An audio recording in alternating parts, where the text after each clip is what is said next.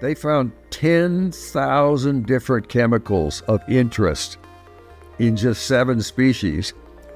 And there was only about just a little over 3,000 of those chemicals that were common to all of the mushrooms.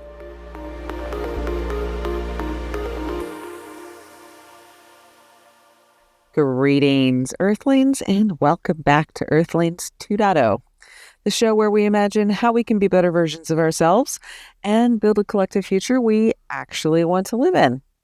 In today's episode, our away mission will take us underground to explore the most widely distributed organism on this beautiful blue-green space flower that we call home. It's a kingdom of organisms that without them, life on Earth as we know it might never have occurred at all. In fact, Terence McKenna hypothesized that perhaps this organism actually originated in space and just happened to land on the third rock from the sun and perpetuate life on Earth. Now, before you click away to another podcast because I'm starting to sound crazy, mushroom spores are uniquely suited for space travel. I know I'm a sci-fi nut, and I know I have watched way too much Star Trek Discovery, where you can learn very interesting details about the mycelial network from the space travel that they do. Hear me out and hear out sort of the science here. Spores can survive high vacuum and insanely low temperatures.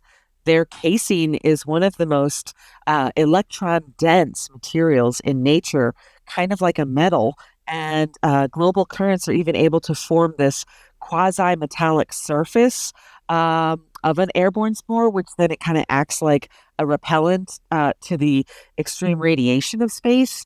It's not so far-fetched when you start to think about it. And if you've listened to our episode from 2022, called The Psychedelic Therapist Will See You Now, you know I'm very keen on how the future of mental health is changing with the responsible use of psychedelics. But mushrooms have many other benefits beyond that and culinary benefits, right? They're not just for eating for flavor, okay? There's this growing body of research that indicates that they can slow the growth of cancer and improve emotional and cognitive functions, improve the health of the forest, or act as an exit drug for fentanyl addiction. And that's just a short list of what researchers are revealing about the basic magic of mushrooms.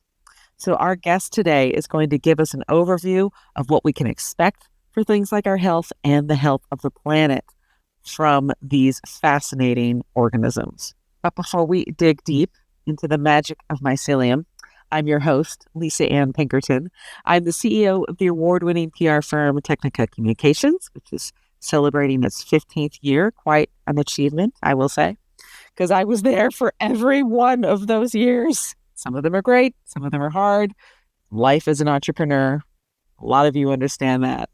I'm also the founder of Women in Clean Tech and Sustainability and a former award-winning environmental science reporter for NPR and PBS.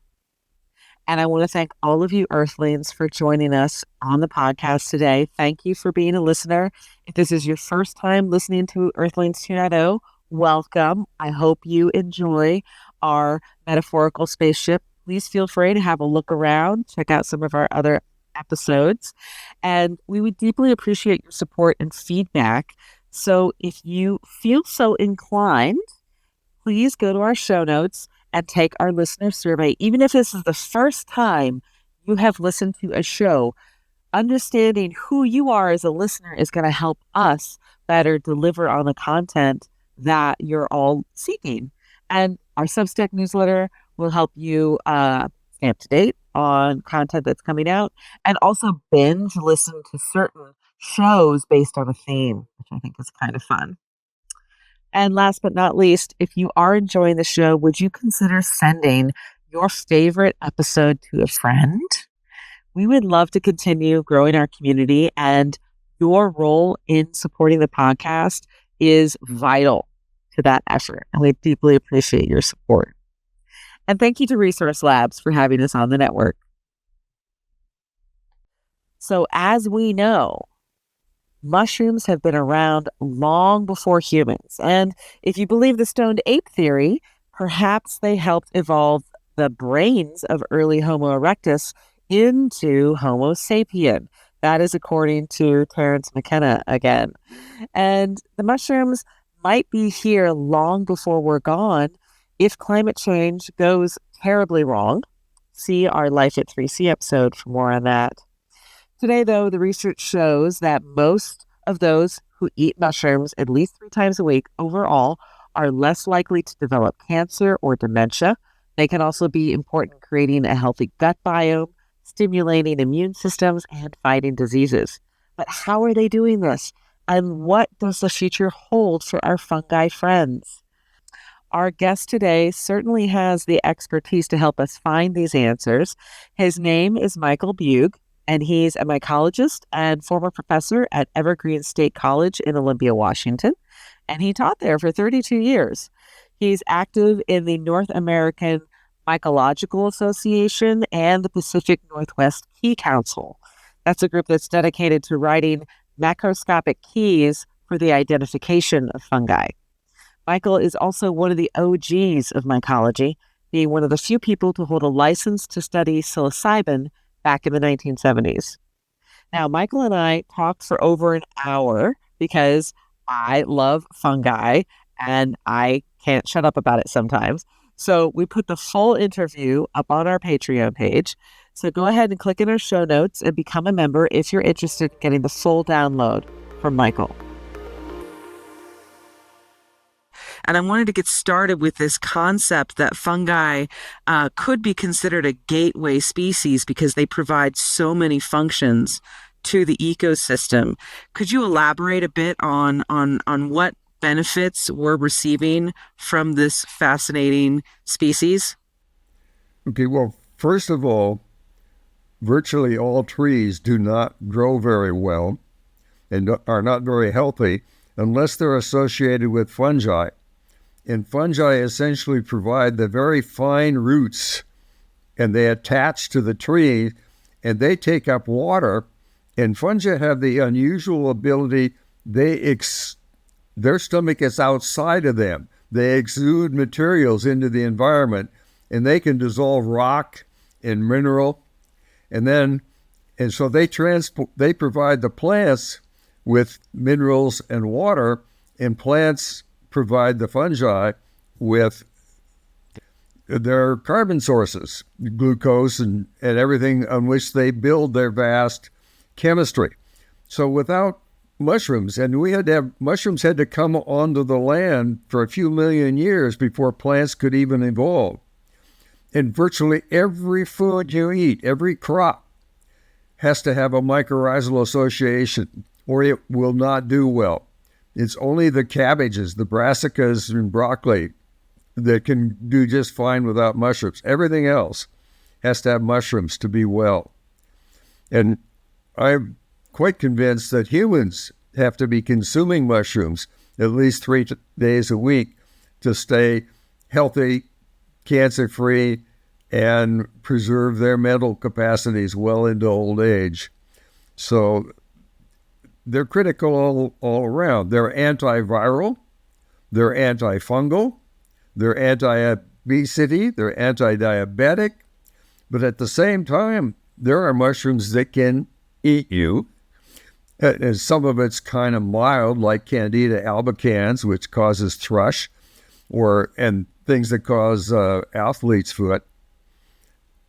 But so they're not all beneficial. I mean, there are mushrooms that are decomposers, and that's really critical, because imagine if when the trees fall, they didn't decompose. And that was true millions of years ago. That was the Carboniferous period. But as soon as certain mushrooms evolved to eat those down trees and the down leaves and break them down, then we could recycle the nutrients, and more complex plants were able to evolve. So mushrooms play a part in every aspect of our life, good and bad.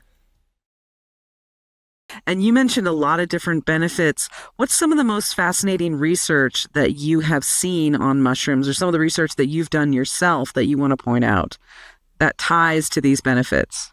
I'm really interested in the psilocybin and psilocin and the mushrooms that produce those two compounds, because these were made illegal in the Vietnam War, and I believe that it was primarily because they made people too peace-loving. They did not want to go to war. And Amanita muscaria, on the other hand, is a mind-altering mushroom, and it makes people more violent. And they're illegal and very dangerous. But the mushrooms with psilocybin and psilocin, they're finding about a 70% recovery rate with people with PTSD, with alcohol abuse, with cigarette abuse, with spousal abuse. And there's nothing like it. And I'm not talking about something you do every day. I'm talking something you do once a month, once a year. And for some people, it just takes once in a lifetime to completely reprogram the brain and making people more compassionate, more caring of others.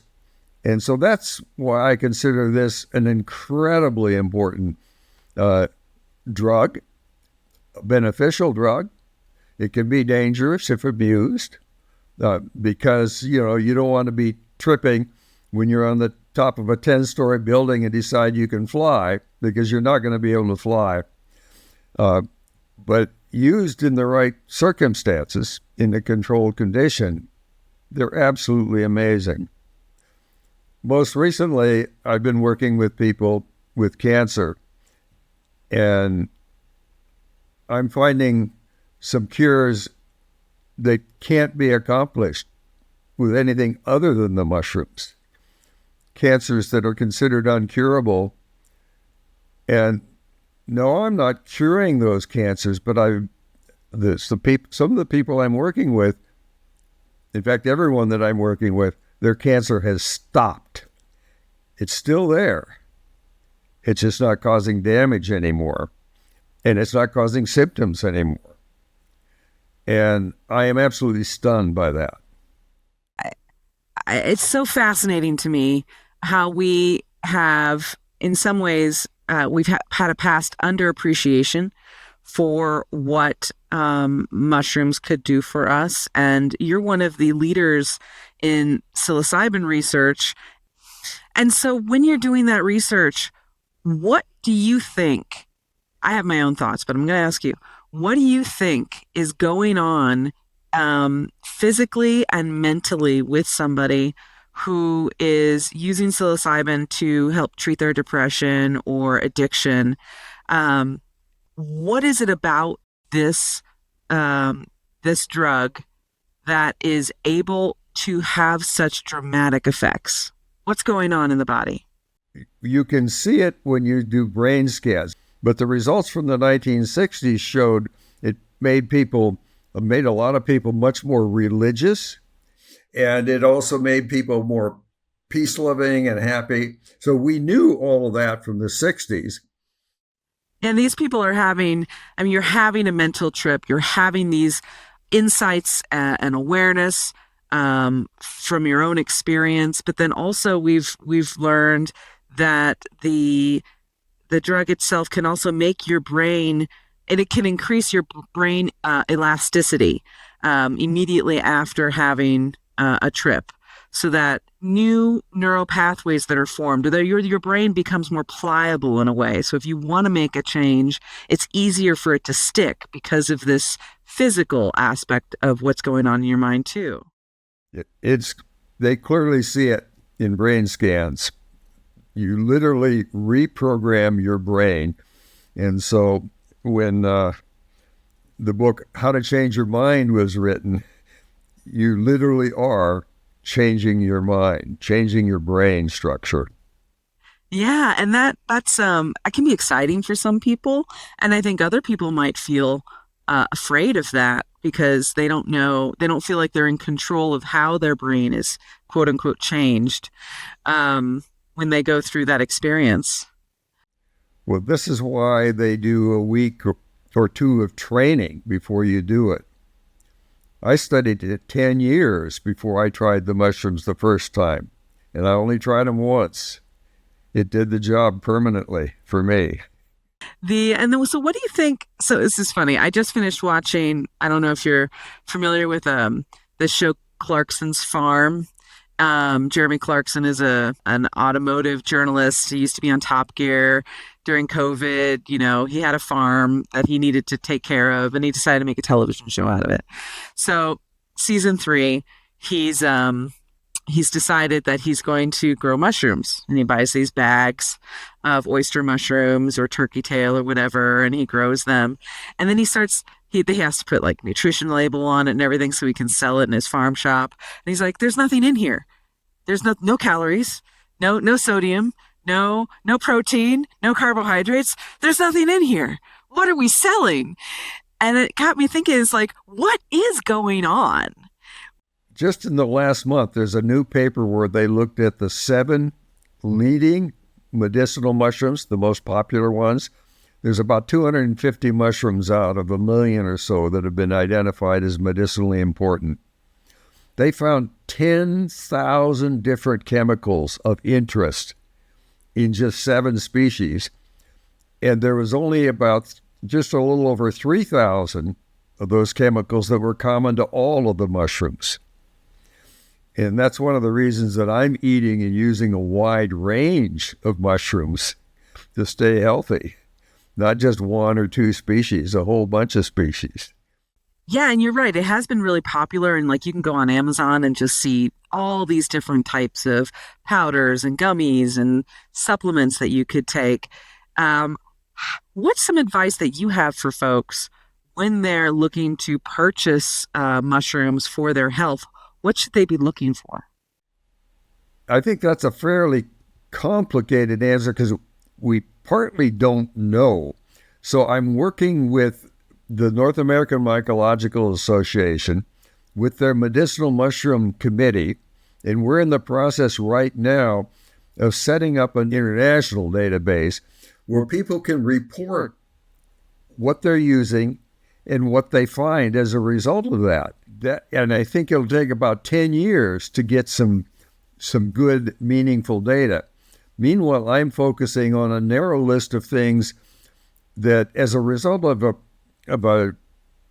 TED Med talk that Paul Stamets gave in, I think it was 2011, about his mother being treated for breast cancer, not predicted to survive, and then did and died about 15 years later of old age, but she went into total remission. And people didn't credit it to the mushrooms, they credited it to the medicines. But I've done some deep research just in the last couple of months. The medicines, she was so seriously ill, so far gone, that they couldn't save her. And her oncologist came up with this idea of using these host defense turkey tail mushroom capsules. And I think they really made a difference. I'm very enthusiastic about the specific product that was used for Paul Stamets' mother, and he did not know that it was his product that was being used until later. Wow. And so I thought he had suggested it. He didn't even know she had cancer. It was her oncologist that suggested it, and because there was an ongoing clinical trial. And this is the only product that I know that's had a significant ongoing clinical trial. It's never been fully published, but and it was with these host defense turkey tail mushroom capsules.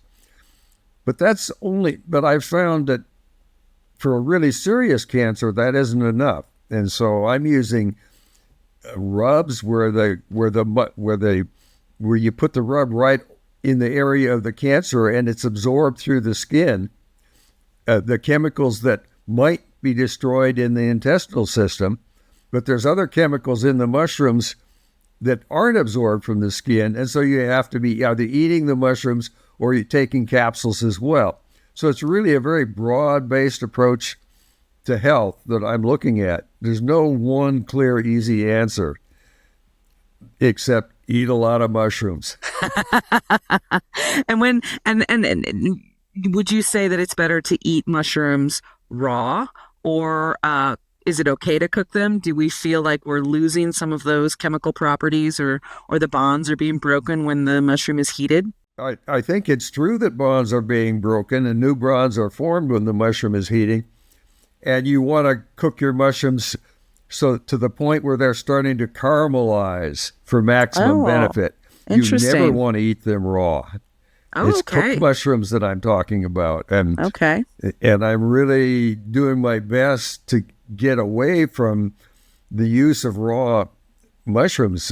In some cases, the raw mushrooms contain carcinogens that are easily destroyed on cooking. That's one reason for cooking them. Another reason is this reaction that produces these brand new compounds on cooking. And that's also critical to the value of them. And in some cases, like shiitake has an anti-cancer chemical called lentinin that's used particularly in Japan. But in 10% of the people, that lentinin causes what's called shiitake flagellate dermatitis. Your surface capillaries all rupture, and it looks like you've been beaten with a cat of nine tails, and you're in extreme pain for a week to 3 weeks. So, but if you cook the shiitake to the point of where it's about to caramelize, you destroy the lentinin. It's gone. But the really important anti-obesity, anti-inflammatory, antiviral materials are all still there. So mushrooms have things that kill cancer directly, apoptosis. They have chemicals that cut off the blood supply of cancer so they can't grow. They have chemicals that inhibit the enzymes that the mushrooms need to grow, and they stimulate the gut to improve the body's immune system. They do all of the above. And I think all of the above is critical. You don't want to go looking for one magic bullet, which a lot of people are doing now, to extract and give as a medicine or even give it in a pill of some sort. You're looking for the whole ballpark, in my view. My own shopping around mushrooms has been like, you can't even figure out, they don't tell you. Sometimes I'll send emails to the company and be like, so what's the ratio of your tincture here? You know, is it 4-to-1? Is it 1-to-1? Right? What is the strength of this thing? And sometimes they'll tell you if they're getting their material from the fruiting body or also the mycelium. But sometimes they don't, right? That is absolutely correct. So there's all these questions that most consumers don't know even to look for. Well, for example, you just said you've emphasized the fruiting body. I emphasize using half mycelium growing on myceliated grain of some kind, and it doesn't matter what kind, because the mycelium produces different compounds than the fruiting body. And the myceliated grain, when you test it before you grow the mycelium on it, it has no biological effect at all. But afterwards, it becomes a very powerful chemical that you want. So there's a lot of information out there that says, well, don't buy this product because it's just mycelium growing and half of it's myceliated grain and that's worthless. Well, the myceliated grain, and the research has been done both in this country and in China, the myceliated grain is really valuable. And the mycelium itself is really valuable. And I use both in about equal amounts. Mycelium on myceliated grain and the fruit body products. But the problem with fruit bodies is one fruit body can be 10 times as potent as the next one. And the next one will be 1/10 as potent. So you got 100-fold range. How do you know that it was a good strain of fruit body? So I pick companies that I know have a big research team, and I know even if they're growing fruit bodies, they're growing them from tested, potent strains. So I'm looking for any facility that is growing mycelium from tested potent strains and growing fruit bodies from tested potent strains. That's really good advice. I'm going to start rethinking how I evaluate some of these products. I want to, and I'm glad you emphasized the importance of the mycelium, because I want to shift gears a little bit and talk about wildfires for a second, because I feel like I've asked this question to a lot of different people in the forestry ecosystem, but nobody seems to have an answer. But I think you might, so I'm going to ask you this question. So we talk a lot about how after a wildfire, some forests grow back faster than others. Some forests just revert to pasture land, and the trees don't grow back at all. And some of these mega fires that have been happening, my mushroom hunting friend Jerry told me that the fires get so hot that that they're killing everything under the ground as well, like for 8 feet or 10 feet. And that got me thinking, that is it possible that the mycelial network is also getting destroyed during these fires, and it just doesn't have an opportunity to grow back to support the forest? And if we're going to focus on reforesting land, that we should focus equally on on supporting the mycelial network as much as we are supporting the seedlings that are being planted. In forest nurseries for decades now, adding mycelium to the trees has been critical. But one issue of the global climate change and the fact that we're having a warming climate means that it's harder for the mushrooms and the trees to reestablish, because in many areas, especially in the West, we have much drier conditions. So the region in which grasslands grow is moving north, as is the region in which forests grow. So in many cases, if you get a wildfire, you will have a great deal of trouble reestablishing the trees. The other thing that happens is that the first cycle you harvest the trees, the new trees will grow back fairly quickly. But when 40 or 50 years later you harvest again,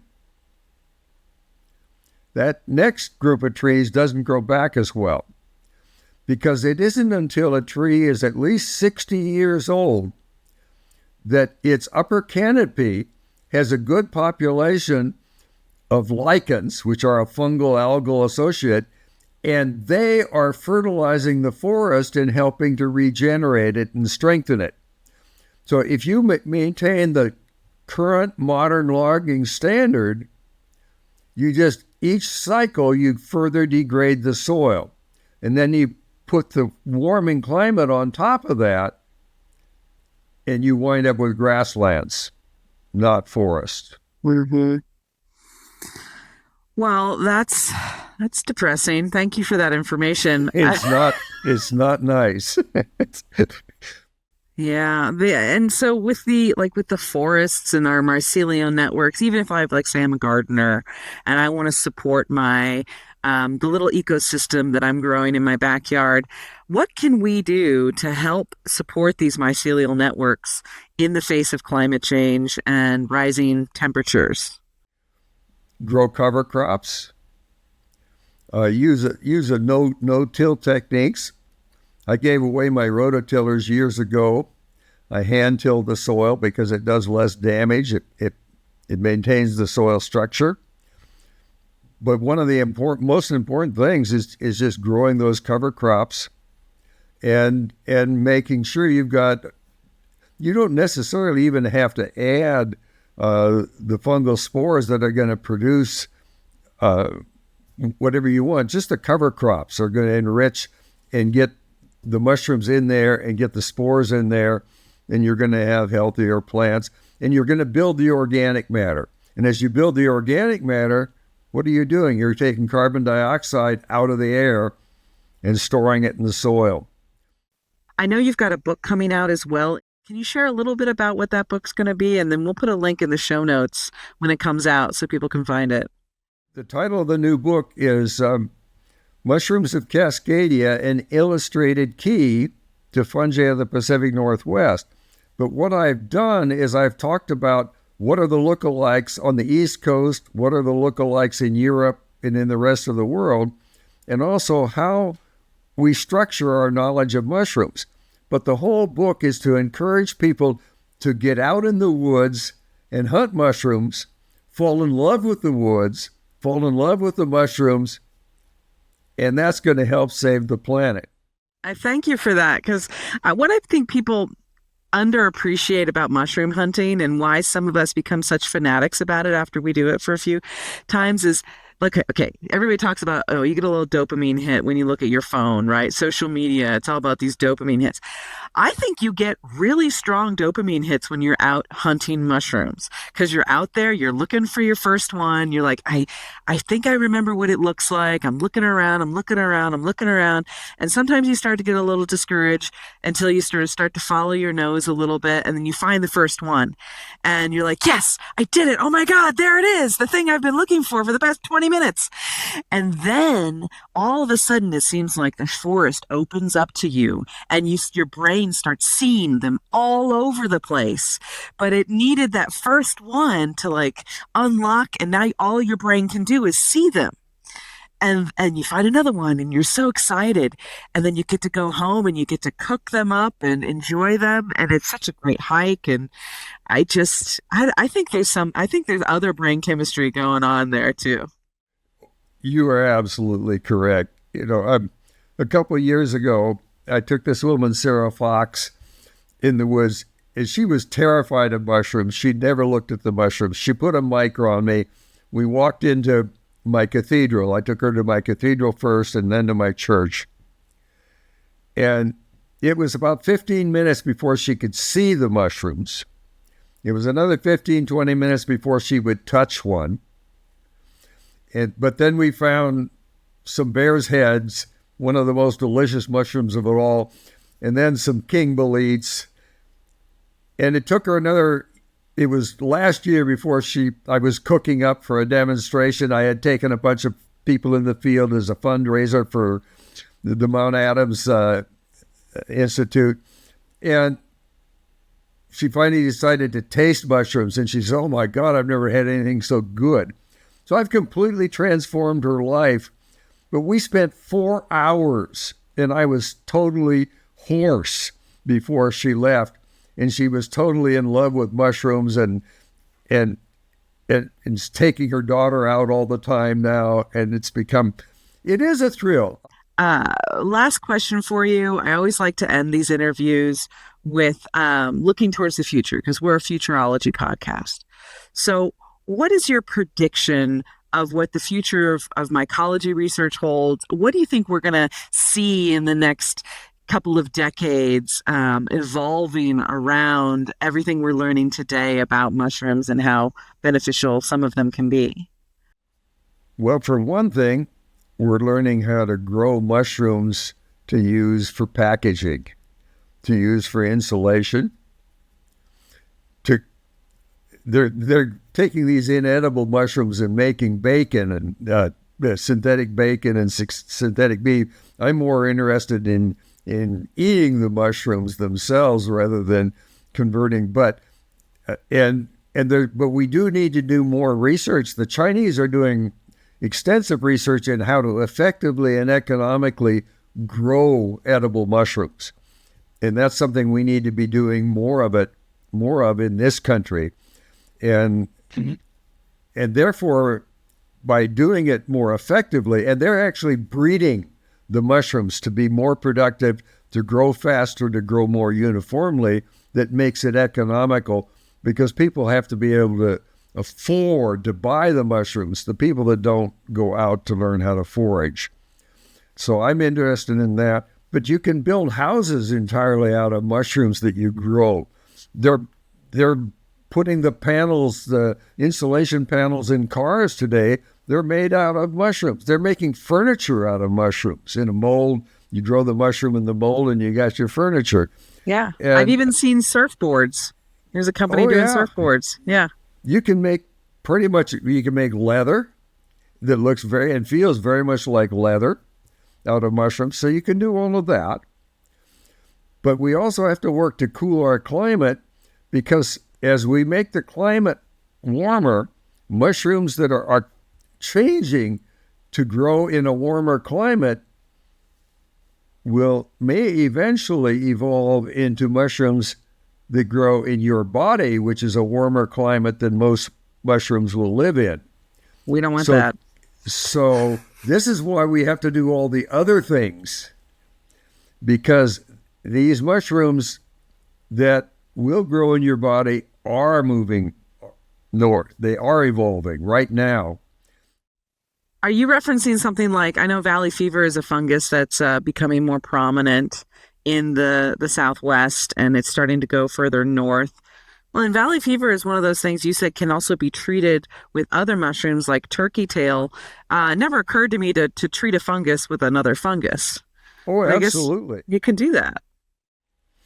Well, fungi, if you think about what a fungal mycelium is, it's this microscopic thread through the soil. You can't even see it unless there's a bundle of them together. And that microscopic thread has to be able to resist attack from other parasitic fungi. So it's got antifungals. It has to resist viruses. It has to resist bacteria. It has to resist parasitic plants.